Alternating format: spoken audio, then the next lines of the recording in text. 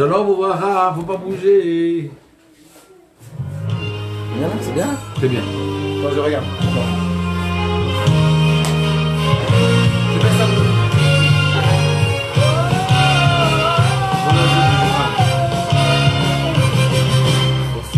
C'est bon. Non, c'est bien.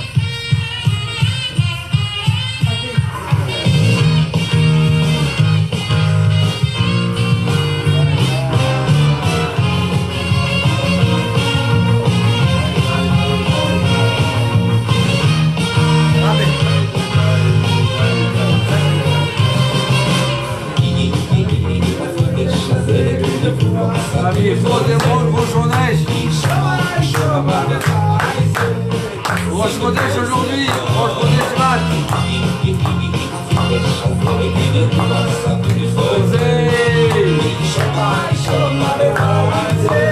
Viens, viens.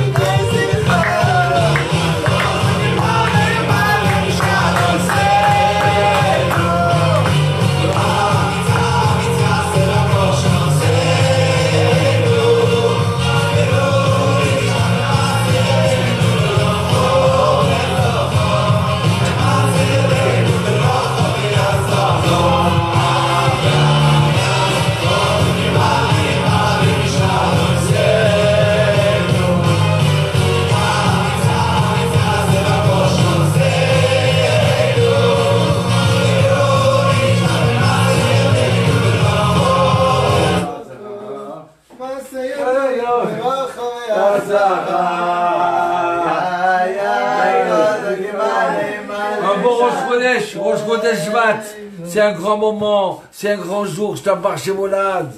Qu'Hachem vous bénisse, venez on s'asseoir. אבל אחר כך תעשינו, יהי החודש הזה מנגינה אחרת. כאילו תביא חוזה, תביא את אדם שמה את הפים. Alors, Chodesh Shvat, déjà un bon Rosh Chodesh. On va expliquer c'est quoi ce mois de Shvat, c'est quoi son signe astrologique, c'est quoi cette bracha pour nous là. Parce que Rosh Chodesh c'est une bracha, c'est quelque chose de grandiose, c'est quelque chose de très fort. La musique elle se remet en phrase, on est trop heureux là. Allez, avance un petit peu plus parce que moi. Ouais. Alors, regardez. Chodesh. On a 12 mois dans l'année. On a 12 tribus. On a 12 forces de Dieu qui descendent sur nous.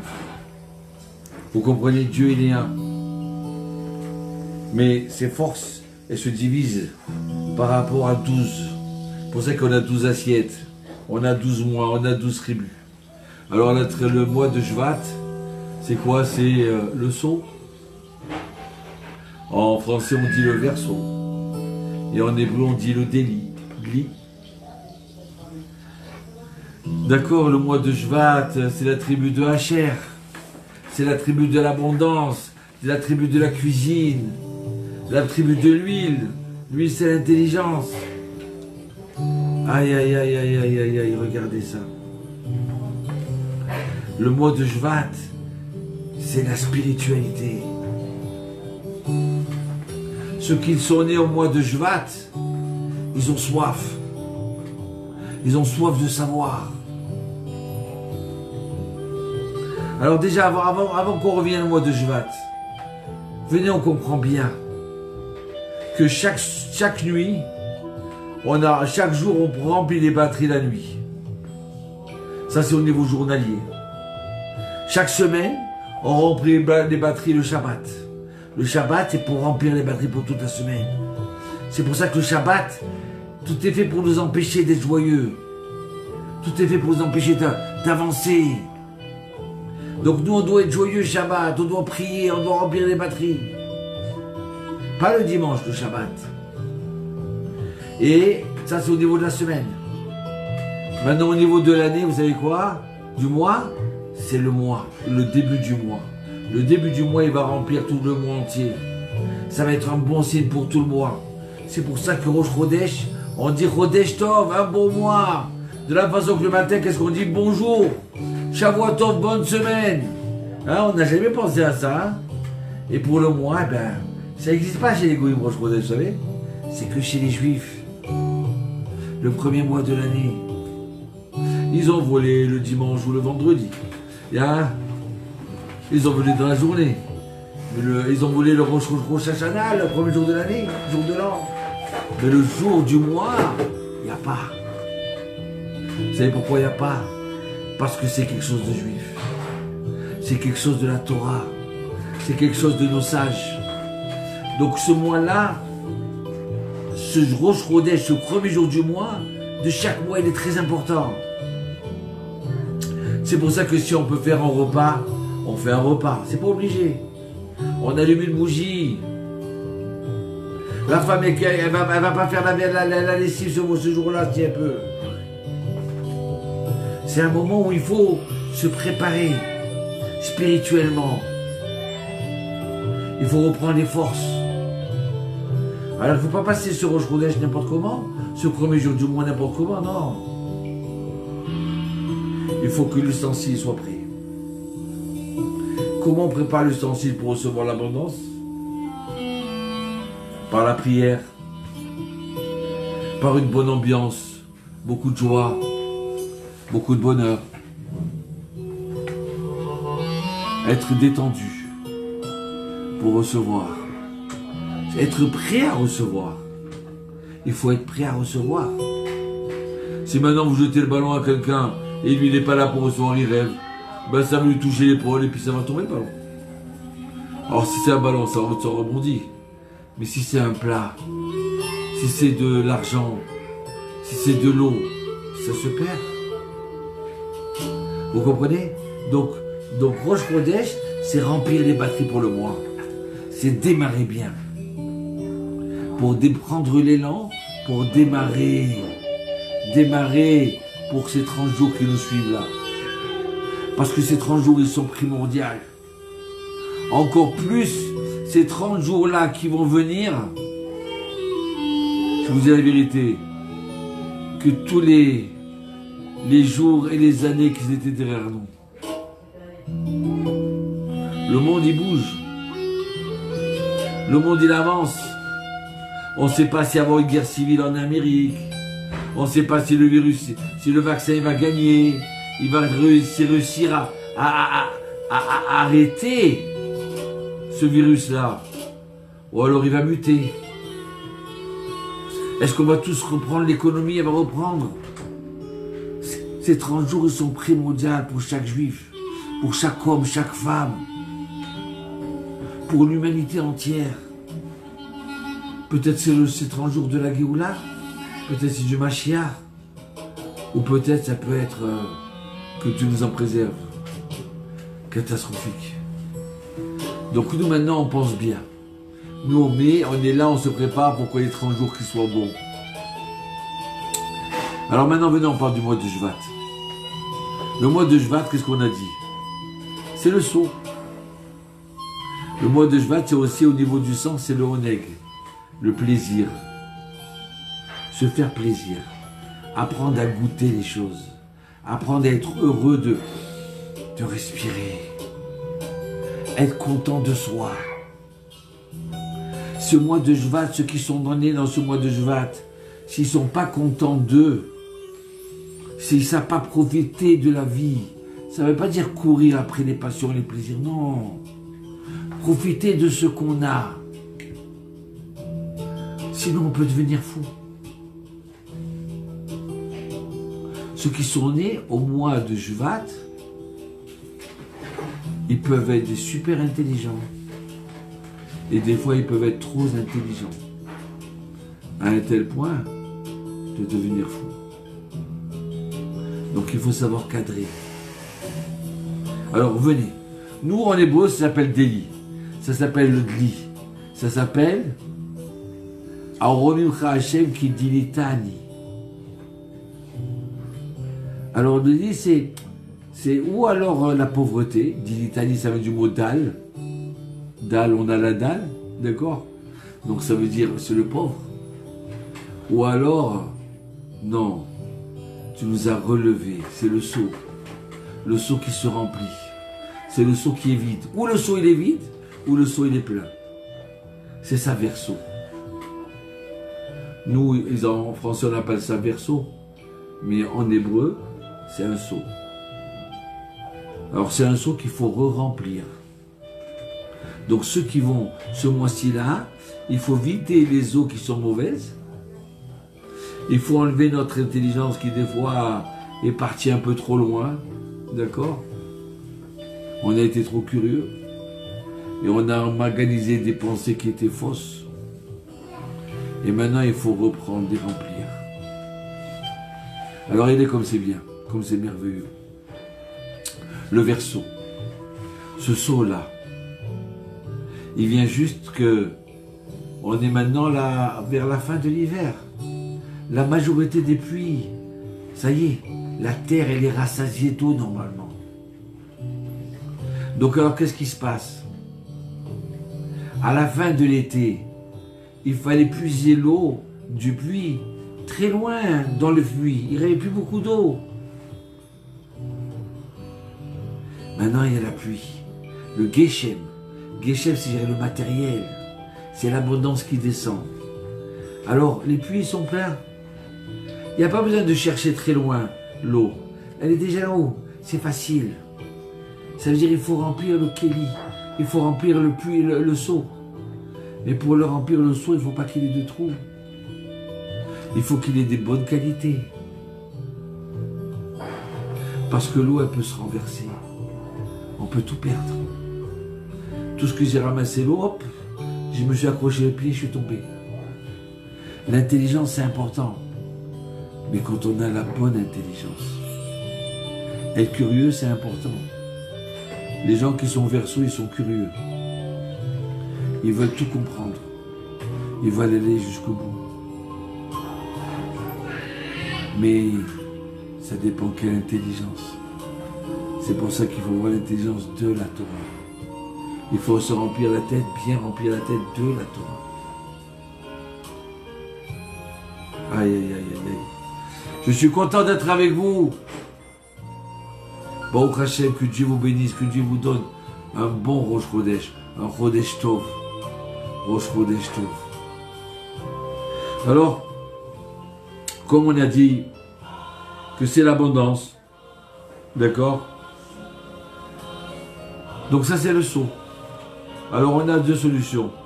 Ou on est un seau vide, ou on est un seau plein. Ça dépend de nous.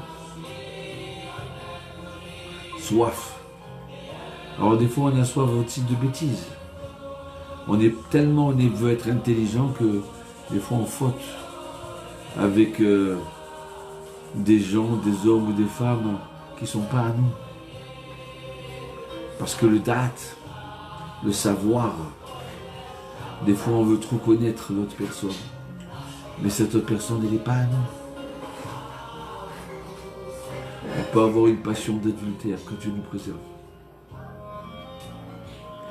Ça c'est l'intelligence qui est fausse. Mais de l'autre côté, regardez bien. Nos sages ils disent que tout Bishvat, eh ben, la fête des arbres, c'est Rosh Chodesh. C'est le Rosh Hashanah des Ilanot, le premier jour de l'année, c'est le premier jour du mois de Shvat. Mais attendez. Mais moi j'ai toujours appris que c'est le 15 du mois de Shvat, le 15 Shvat. La Mishnah, il y a une discussion. Il y a un Chacham qui dit c'est Rosh Chodesh Shvat. Ça veut dire que le premier jour du mois de Shvat, il a en potentiel, il peut être le jour de l'an des arbres. Le tout Bishvat. Ouais. Ça veut dire quoi? Alors là, écoutez bien. Ça veut dire que... C'est quoi un peu de musique? Ça, de musique, regarde. Un peu, on va arrêter de parler et on va chanter un petit peu. Et après, on va attaquer à l'arbre. Parce que l'homme, c'est un arbre des champs.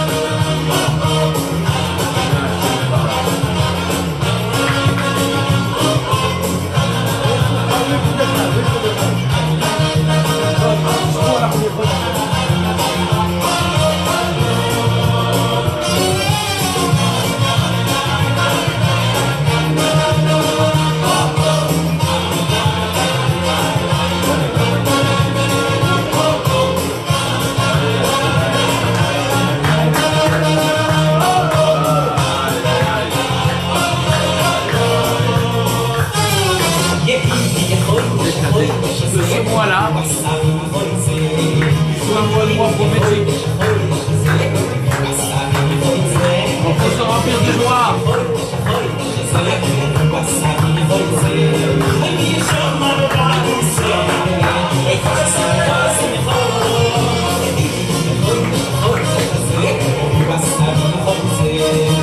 On entend dans cette maison-là.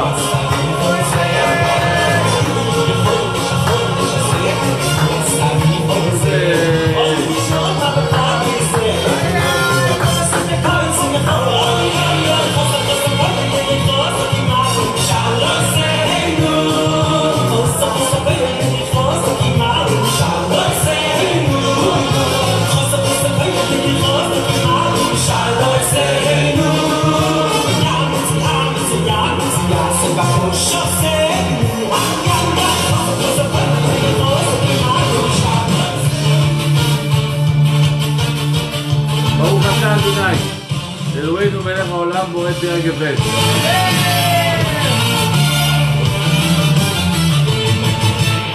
חייב אדם לזכור, חייב אדם לזכור שכל מה שעושה השם הכל טובה, שכל מה שעושה השם הכל טובה.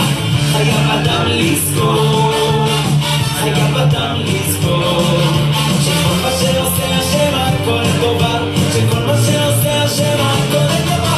כי צריך להאמין שכל מה שעושה השם הכל טובה. כי צריך להאמין שכל מה שעושה השם הכל טובה. אז יהודי צריך להאמין שכל מה שעושה השם הכל טובה, הכל טובה. אז יהודי צריך להאמין שכל מה שעושה השם הכל טובה.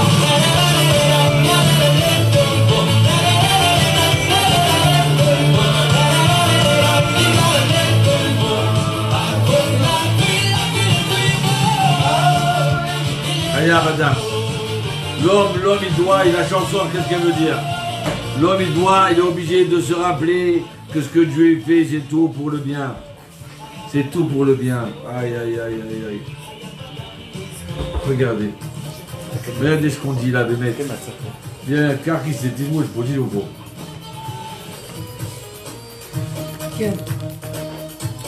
Alors écoutez bien. On a dit que l'homme, c'est l'arbre des champs. Et ça, ça dit. Donc quand on parle de Rosh Chodesh Shvat, on parle de Tou B'Shvat, on parle de l'homme. Ça veut dire que quoi? Tout l'hiver, de ce coup, il n'y a plus d'arbres. Il y a des arbres, mais il n'y a plus de fruits. Tout est sec, tout est mort. Ouais, on dit ça y est, c'est la fin du monde. C'est quoi ça? C'est la fin du monde. C'est quoi ces arbres là? Où sont les fruits, les oranges qu'il y avait, les pêches? Où sont ces ananas? Il n'y a plus, regardez les arbres. Ils ont plus de feuilles. Alors qu'est-ce qu'on va dire?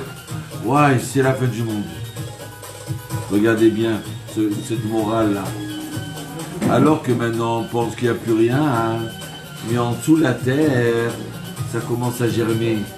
Ça commence à se préparer. Ça y est, les fruits vont sortir. Les bourgeons vont sortir. C'est maintenant qu'on fait la fête de Tou B'Shvat. C'est maintenant, pendant l'hiver. C'est là que se prépare la bénédiction. C'est là que se prépare la bracha sous la terre. Donc maintenant, le mois de Shvat, oui, c'est la fête des arbres. Oui, ah, tu le vois pas, bien sûr, tu vois pas. Mais Dieu y voit. C'est pour ça qu'il dit, fais la fête. Parce que toi, tu regardes avec tes yeux. D'accord? Mais si tu savais ce qu'il y avait en dessous de la terre, tu verrais que ça bouge. Ça se prépare. Ah oui, il y a la neige, il y a tout. Mais en dessous, ça se prépare. Ça va grandir. Un projet extraordinaire. Alors des fois, tu vois tout noir, toi, dans ta vie. Mais tu sais pas que ce noir, c'est pour sortir la lumière. C'est pour ça que le chant, il disait, Chayam, l'homme, il doit savoir, il doit se rappeler que Dieu fait, c'est pour le bien. Parce que maintenant, on est en plein hiver. Mais ça y est, bientôt, le printemps, il s'approche. Donc, Shevat, le mois de Shvat, d'accord, c'est là où on puise avec le seau. Pour dire, attention, ça y est, le printemps, il arrive. On va se remplir avec le seau, le printemps, il arrive. Vous avez compris? Alors des fois on peut se retrouver dans des situations où on n'est pas bien.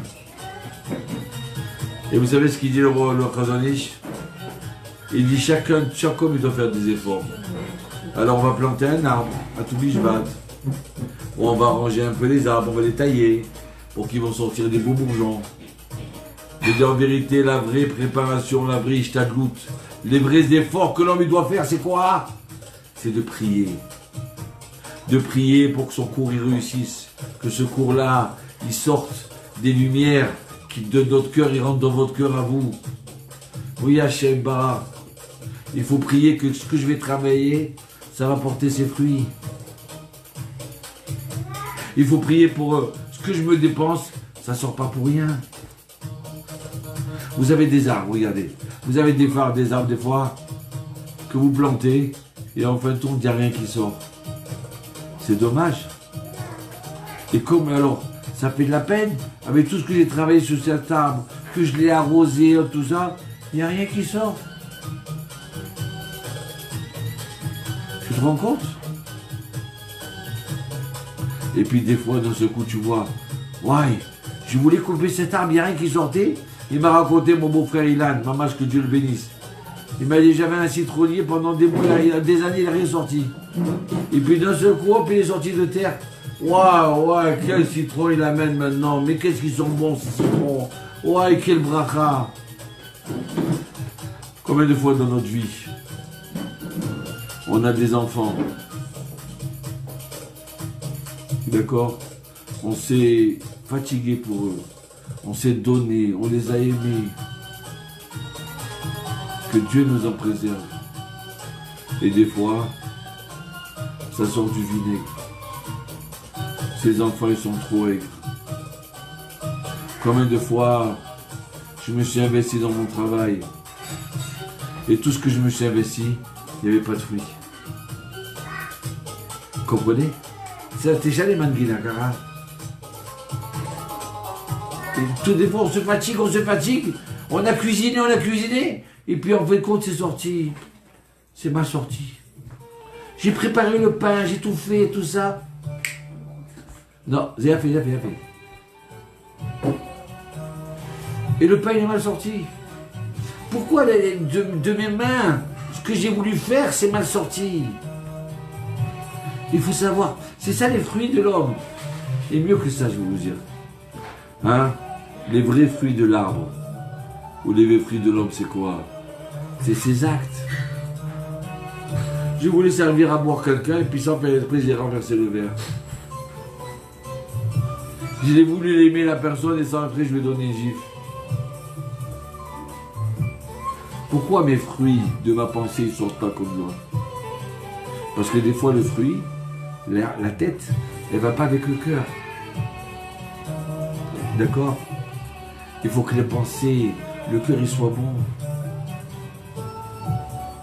Il faut que nos fruits de notre vie, de notre couple, de nos enfants, de notre travail. C'est dommage de réaliser à 70 ans, de dire « Ouais, j'ai raté ma vie, dommage, j'ai qu'un seul enfant, j'aurais dû avoir 8 ou 9. » Combien de fois des gens me disent « Oh, dommage, ouais, combien j'aurais voulu, maintenant je suis seul. Mon fils il est parti en Amérique et qu'est-ce qui reste? Si j'ai tout fait, que j'ai un enfant, ou j'ai pas d'enfant, ou j'ai 2 enfants, alors nos fruits, c'est nos actes, ne vous inquiétez pas. Les actes de l'homme, c'est ses enfants. Et quand on parle de fruits, regardez.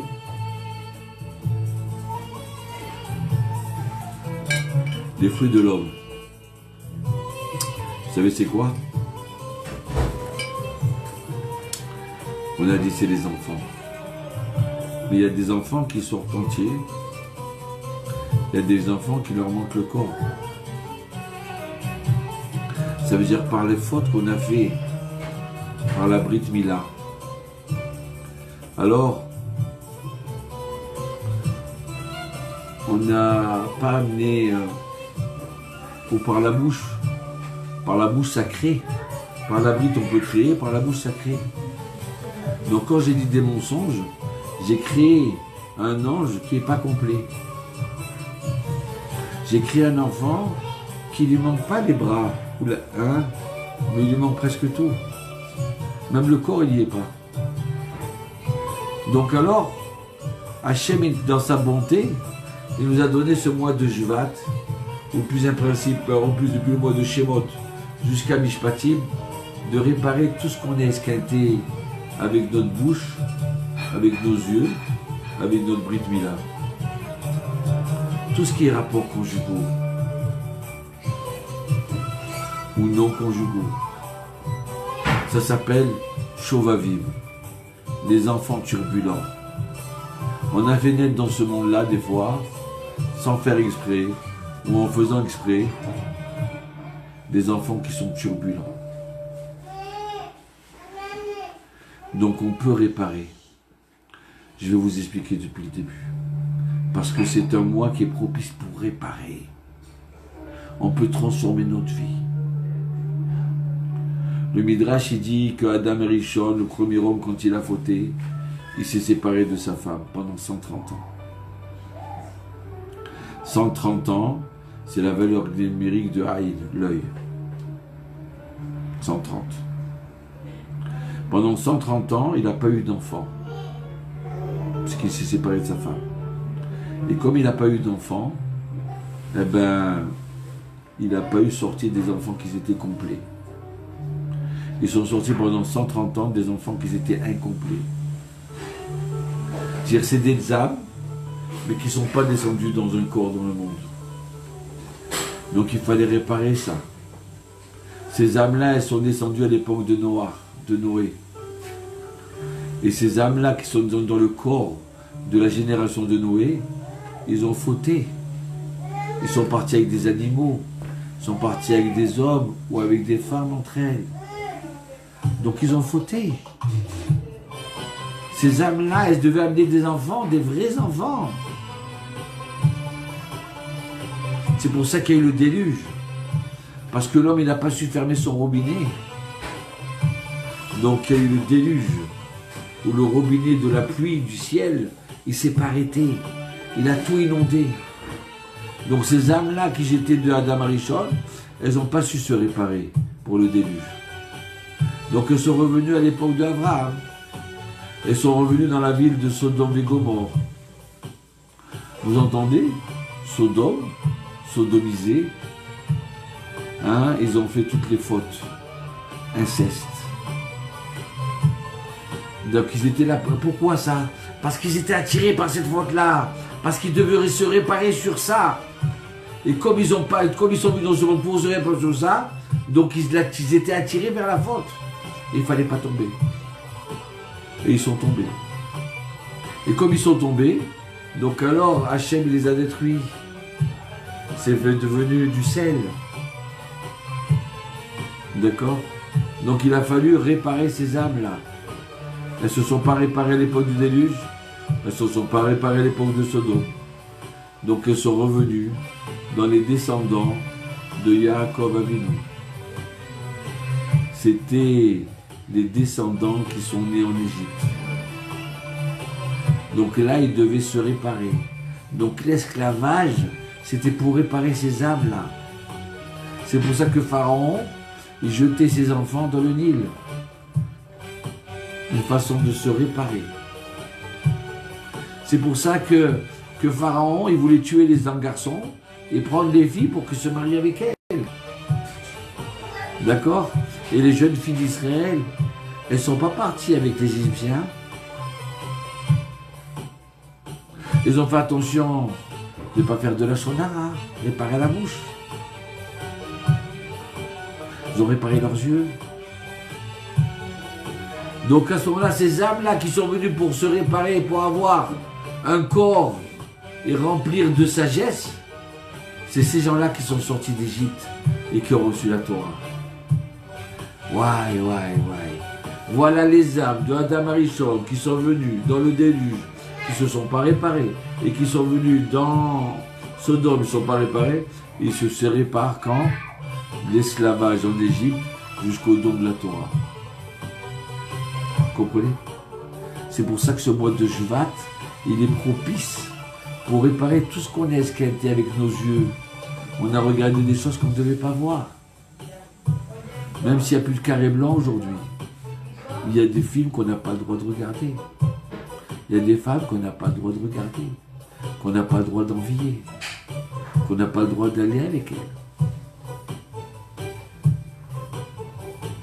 Donc on a fait des fautes quand on avait 14 ans, 15 ans, 16 ans, 18 ans.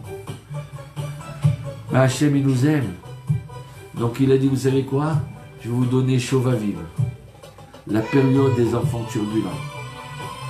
Vous allez voir, vous avez la force de réparer ce que vous ne pouvez pas réparer toute l'année. Ou c'est plus dur de réparer toute l'année. Donc maintenant, vous allez jeûner 84 jeûnes. 84 jeûnes. Baba Salé, il jeûnait de samedi soir jusqu'à vendredi.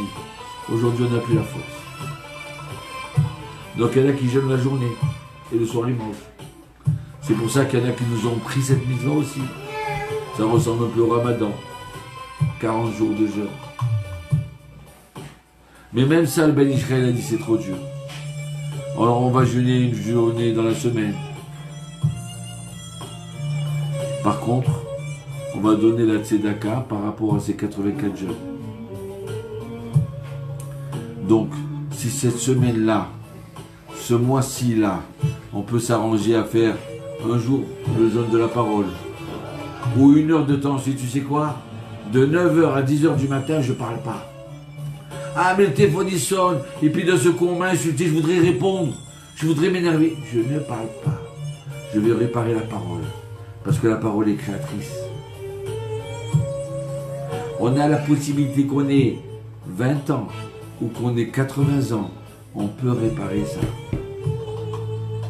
Vous comprenez comme c'est fort?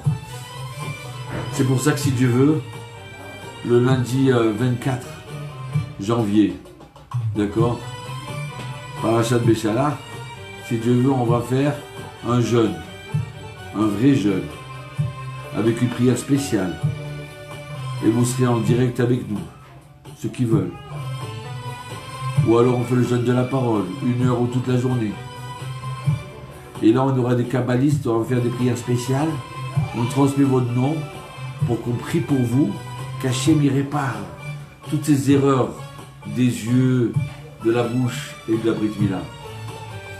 Tous ensemble à Jérusalem, que vous soyez de New York, de Washington, de Paris, de Marseille, ou de Jérusalem, lundi tous ensemble. Voilà, ça c'est une bonne nouvelle. Alors, vous avez cette musique comme elle est belle, non? Hein, pour Rosh Chodesh. Maintenant on va retourner encore dans la joie. Parce que c'est une joie de pouvoir réparer. C'est extraordinaire. Alors,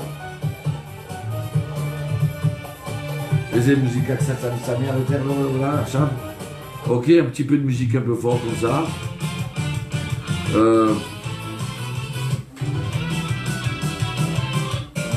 Maya Braïchti à la Torah, à quoi les Tova? À quoi les Tova? Le Tsuyan. Aïe aïe aïe. Torah t'aimé. Cette chanson elle veut dire je te remercie mon Dieu de m'avoir sorti des gens qui se trompent. Je te remercie mon Dieu de me donner, d'ouvrir les yeux pour comprendre ce que tu veux de nous. Vous comprenez? Alors, hier soir et même aujourd'hui, c'est la Iloula du Rav Kadouri. Le Rav Kadouri, aïe aïe aïe aïe. Machar Chav. Le Rav Kadouri, j'ai vécu avec lui. Je l'ai connu. Je l'ai aimé. Quand vous voyez un Zaken comme ça de 110 ans, 115 ans, en train de tout le temps sourire. Le Rav Kadouri, il parlait presque jamais. Où il se trouvait, il était là, en train de sourire. Alors on aurait pu croire que Dieu nous en préserve. Hein. C'est quoi ce sourire? Sur quoi? Mais il était dans des autres mondes. Il s'appelait Yitzhak, donc il souriait tout le temps. Parce qu'il s'est travaillé. Jamais il s'énervait. Ah, c'est pas comme on veut? C'est pas grave. Il était heureux.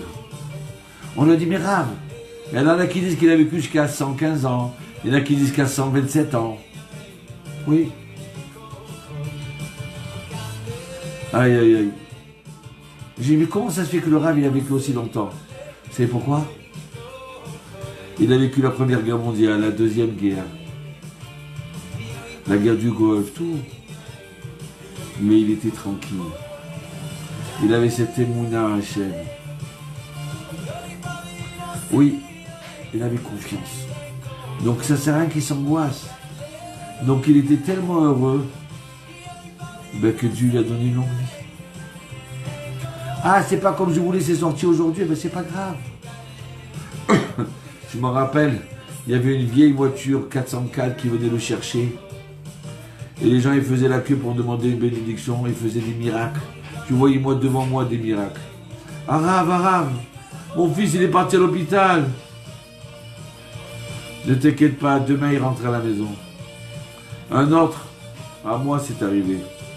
Je dis Rav, mon fils il est parti à l'hôpital. Mon nouveau-né là, il vient de naître, c'était un prématuré. Il me disait avec l'aide de Dieu. Je dis mais Rav, pourquoi tu me dis pas comme lui qui rentre à la maison? Avec l'aide de Dieu. Il ne voulait pas me dire qu'il rentre à la maison. Parce qu'il n'est pas rentré à la maison. Mais il m'a embrassé, il m'a attrapé tellement fort que j'ai compris. Alors, et je l'ai vu faire ces miracles-là. Je l'ai vu, c'était un génie en halakha. Il avait comme ça une gandoura, une robe. D'accord? Il mangeait un petit peu et il souriait. Alors ce que j'étais émerveillé, c'est quoi? C'est qu'il a pris le livre de prière avec son doigt et il disait comme ça, Baruch Ata Hashem. Je me regarde, on dirait qu'il n'a jamais lu de sa vie. À 120 ans, il connaît bien le Sidour par cœur, non, le livre de prière? Eh ben oui, mais il voulait lire dedans. Rav Kadouri. Allumer une bougie ce soir pour Rosh Chodesh et pour le Rav Kadouri. Alors, je voudrais terminer encore une chose. Pourquoi ce mois il est très fort? Parce que nos sages ils disent que ce mois, il était sur Rosh Chodesh, il est aussi fort que le don de la Torah. Comment ton la Torah? Comment c'est possible ça? Parce que Moshe Rabbeinu, c'était le 120e année qu'il vivait. Et c'était le dernier mois de la vie de Moshe Rabbeinu. Parce que Moshe Rabbeinu, il est mort le 7 Adar. Donc il lui restait 47 jours à vivre. Et qu'est-ce qu'il avait pendant ces 47 jours? Vous savez qu'est-ce qu'il a fait? À Rosh Chodesh Adar, il a écrit le livre de Devarim. Le 5e tome de la Torah. Qu'on appelle ça la 2e Torah. Parce que quand vous lisez le livre de Devarim, c'est un condensé de toute la Torah. C'est un replay. Mais en vérité, c'est pas un replay. C'est pour nous faire rentrer la Torah dans nos veines, à l'intérieur de nous. C'est pour ça que celui qui lit le livre de Devarim, d'accord, et qui essaie de comprendre ce qu'il dit, cette morale, ce moussard là, eh ben, c'est comme si qu'il recevait la Torah. Donc ce mois de Shvat, d'accord, où il y a le Shabbat Shira, le Shabbat de l'ouverture de la mer Rouge, où on se met à chanter, où les oiseaux ils chantent. C'est un mois qui est tellement fort. On peut recevoir la Torah orale, la Torah de Moshe Rabbeinu. Donc il faut préparer le kéli, l'ustensile, le seau pour remplir dedans à l'intérieur. Vous comprenez? C'est un mois qui peut être extraordinaire, avec des forces extraordinaires. Mais c'est un mois que si on n'utilise pas, il peut être dangereux. Que Dieu nous en préserve. Mais nous, on va le voir, on va s'en servir. On va dire à Hachem, voilà, on est prêt à ce Rosh Chodesh à remplir le seau. On est prêt à recevoir la Torah. On est prêt à ranger nos qualités et nos défauts, les perfectionner. On veut être le seau pour recevoir l'abondance. Parce que c'est un mois d'abondance. Comme on a dit, en hébreu c'est le sceau, en français c'est le verseau. On remplit d'abondance, Hachem nous envoie l'abondance. Aïe aïe aïe aïe, c'est pour ça que c'est le mois, c'est tout. On va chanter sur des arbres qui sont secs, parce qu'on a les mounas qui vont sortir des fruits. Que les fleurs au printemps souvent beau. Maintenant qu'on est en plein hiver, on se prépare à la joie du printemps déjà. Et c'est maintenant qu'on prie pour le hétrog, qu'on est un beau hétrog. Vous comprenez? Et c'est ce mois-ci où si on peut étudier à Torah, faire des chidushim, des nouveautés, c'est très fort, c'est extraordinaire.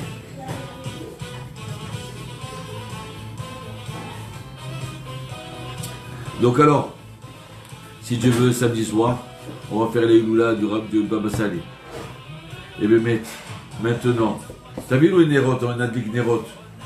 Nathan, bon assez, on va allumer des nérotes et on va prier que ce Rosh Chodesh là, la tête du mois, le mot Chodesh ça veut dire renouveler. Qu'Hachem vous renouvelle la bracha de oneg, de plaisir, mais des plaisirs qui sont kadosh, des plaisirs qui sont cadrés, pas à boire jusqu'à se saouler, c'est pas bon ça. Pas recevoir toutes sortes d'intelligences qui sont fausses. Et pas d'être curieux sur des choses qu'on n'a pas le droit d'être curieux. Qu'Hachem vous donne, qu'Hachem vous donne l'abondance de la parnassa, qui vous donne l'abondance de la refoua shlema, une bonne santé, qui vous donne des bons fruits, les fruits de votre pensée, vous pensez bien, les fruits de vos enfants. Et même si vous n'avez pas des enfants, que vos actes, que vous avez payé papa pour rien. Il y a des fois des gens qui travaillent, et qui c'est qui va gagner l'argent? Eh ben c'est l'autre d'à côté. Il y a des fois on travaille, et qui c'est qui reçoit la retraite? Ben le type il est mort, c'est l'autre qui prend la retraite. C'est l'autre qui hérite de tout l'argent, qui ne méritait pas. Donc nous, on bénit que vos fruits ils soient bons, que vos fruits soient mielleux, que vos fruits, vous savez, je vous raconte une petite histoire par là je termine. J'étais avec le Rav Kadouri et le Rav Derzi, c'était le coéquipier du Rav Kadouri. À côté du Kotel, il y avait un grenadier merveilleux dans un monastère. Mais des grenades, mais alors, immenses. Et voilà qu'il y a le Cohen qui a voulu en prendre. Il dit non, tu n'as pas le droit d'en prendre. Et le Rav Derzi dit de toute façon, elles sont belles de l'extérieur, mais l'intérieur, ça ne doit pas être ça. Ce Cohen, il avait voulu savoir si c'était vrai. Il est parti acheter une grenade à prix fort de cet arbre. Et quand il a ouvert, c'était rempli de verre. Ah, c'était beau de l'extérieur, mais à l'intérieur, c'était pourri. Nous, ce qu'on veut, c'est vos fruits, vos actes, vos pensées, elles soient bonnes. Qu'importe ces fruits, et que ces fruits-là, ils vous rassasient. Que vous soyez heureux d'être dans le vrai chemin. Vous, votre femme, votre famille, et qu'Hachem vous protège du virus, et qui vous dirige vers le vrai chemin. Et que comme les arbres, ils se dispersent en plusieurs branches, d'accord? Que vous, elles sortent aussi des branches, et que vous reveniez sur votre... Parce que tout Bishvat, c'est la fête d'Israël, d'accord? On se rejoint tous au moment où il faut, ensemble, et que nous, à de Jérusalem, on prie pour vous. Et que les enfants du Talmud Torah de l'école, ils prient pour vous, et qu'ils vous bénissent. Amen. Yalla, Shirichal Vendirkon. Je vous dis au revoir, et on va tous danser ensemble. Kamatov Hashem, comme Dieu il est bon, comme Dieu il est bon. Kamatov Hashem, Kamatov Hashem, Kamatov Hashem, Kamatov Hashem.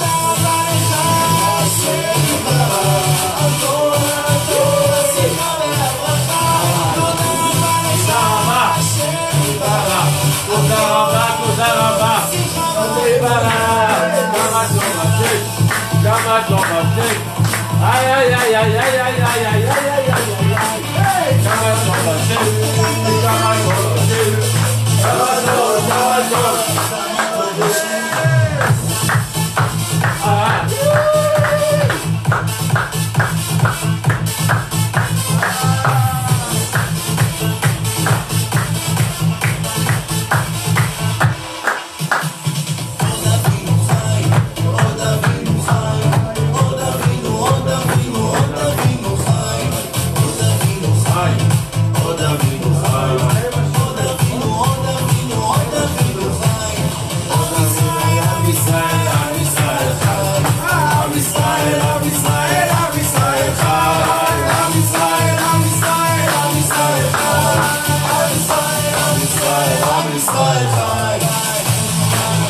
Am Israël, bonne santé pour vous.